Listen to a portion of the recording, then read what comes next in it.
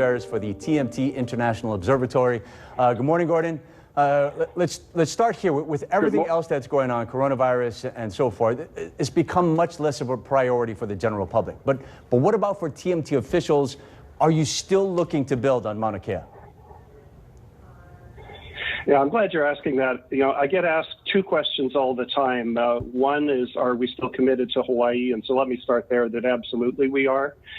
We've been part of the community in Hawaii, many of us, for 50 years, and we look forward to being part for 50 more. So we're absolutely committed to finding a way forward in Hawaii. Pete, the second question everybody asks is, well, when are you going to do some on-site activities? And, you know, as you've been talking about all through the morning show, and we've all been talking about for the last several months, this has become a very complicated and unsafe situation. So for us, on-site activities are not going to happen this year, or at least through the winter season and into next spring and summer. Wow. Now, that doesn't mean that a lot of good things can't happen in the year ahead, and I'm happy to talk about that because we're excited about the opportunities ahead. Okay, so just to clarify, no construction, nothing's going to begin until after next summer. Is that what we just said? Yeah, with the pandemic and other factors that have just come in, I know winter seems like a long ways away right now, but it's not that far away. And so for us to resume construction activities on site on winter in Mauna Kea just isn't feasible. And as you've been talking about all morning, the situation now is so fluid, and everybody's just finding a way to work safely at home or in other ways. So the same is true for us. Do you have a target date that you're looking at, and what factors are you looking at to when you would begin construction?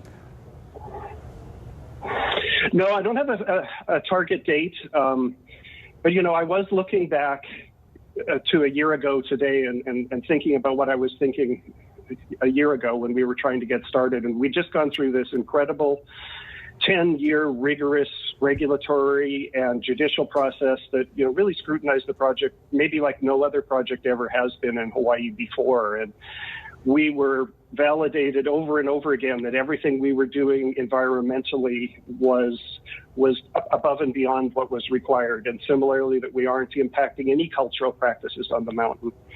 And so we're in the same place today. We have every right to proceed, and we're looking forward to the day we can.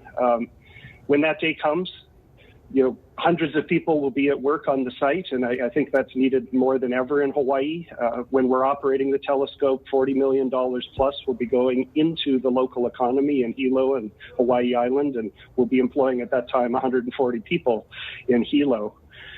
So that's the future, and that's what we're looking forward to, trying to get to a place. Now, in the short term, what can we do this year? Well, we're looking to hire some folks in our headquarters in Hilo and help people get to work, because we know that that's important for everybody, and also maybe do some activities to renovate our headquarters in Hilo and help some folks in the construction industry get some work this year. Gordon, since we're talking about construction, we've seen it before. I mean, with the rail project here, when construction gets delayed, as it obviously has been, costs go up. So what is the projected cost at this point, and how much have you seen it go up?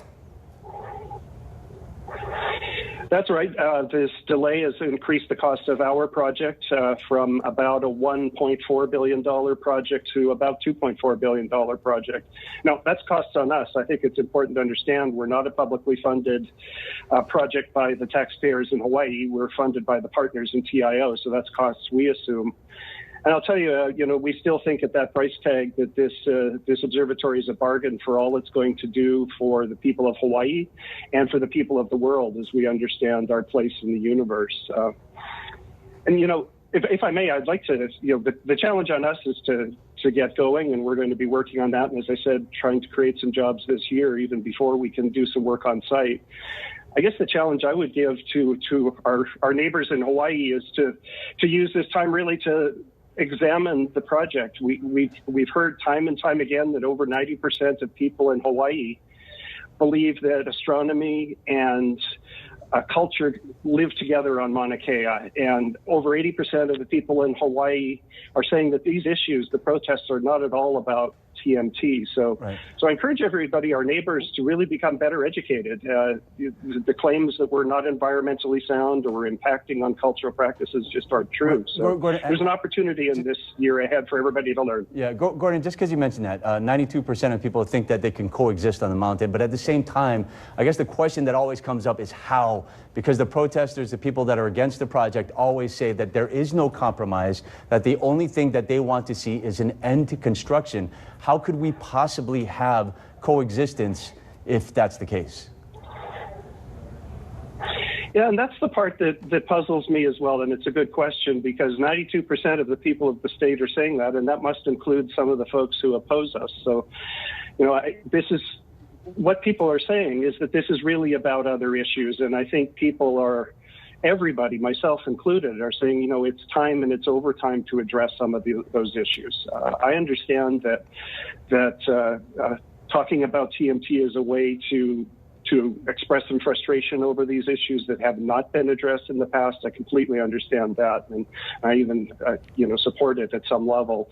But I think this is a chance to, really learn about TMT, because when you get the facts about what we are about and how we've been so careful on the mountain, and not just us, the entire astronomy sector, I think you have a different perspective about our place there. All right, Gordon Squires is the Vice President of External Affairs for TMT International Observatory. Gordon, we appreciate the time this morning. Thanks, Gordon.